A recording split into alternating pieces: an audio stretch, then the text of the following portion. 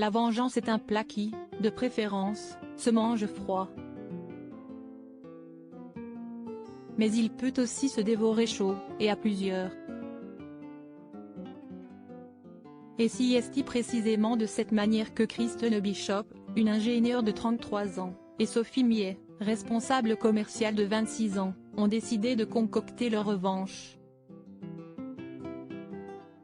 À l'origine, ces deux résidentes de Houston, au Texas, ne se connaissent pas.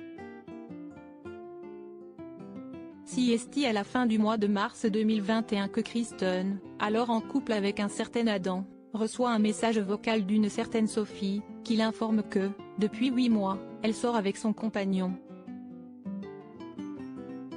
Kristen est abasourdie par ces propos et pense aussitôt à une « mauvaise blague ». Elle est en couple avec Adam depuis maintenant 8 mois, elle aussi, et elle est persuadée qu'elle le saurait s'il avait une double vie.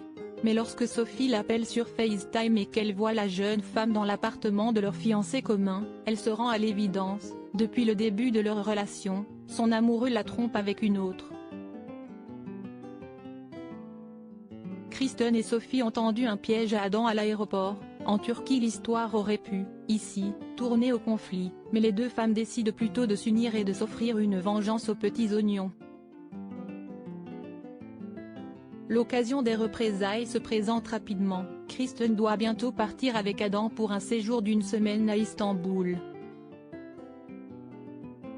Les deux drôles de dames sautent alors sur l'occasion et mettent en place un plan machiavélique.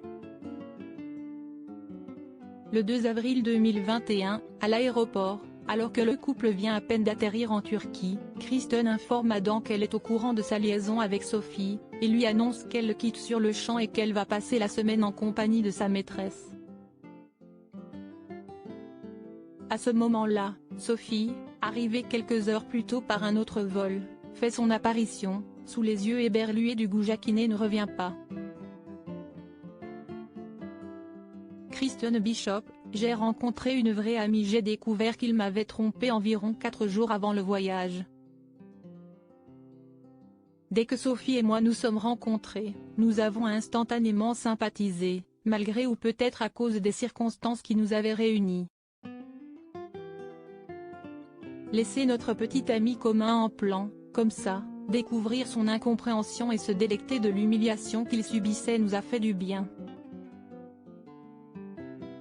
Et puis, nous sommes devenus de plus en plus proches au cours de ces 8 jours, et c'est de loin la chose la plus heureuse de cette situation malheureuse. J'ai rencontré une vraie amie, confie Kristen.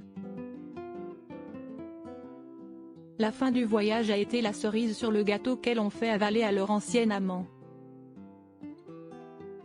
Nous étions assises juste derrière lui pendant le vol du retour, qui a duré 13 heures.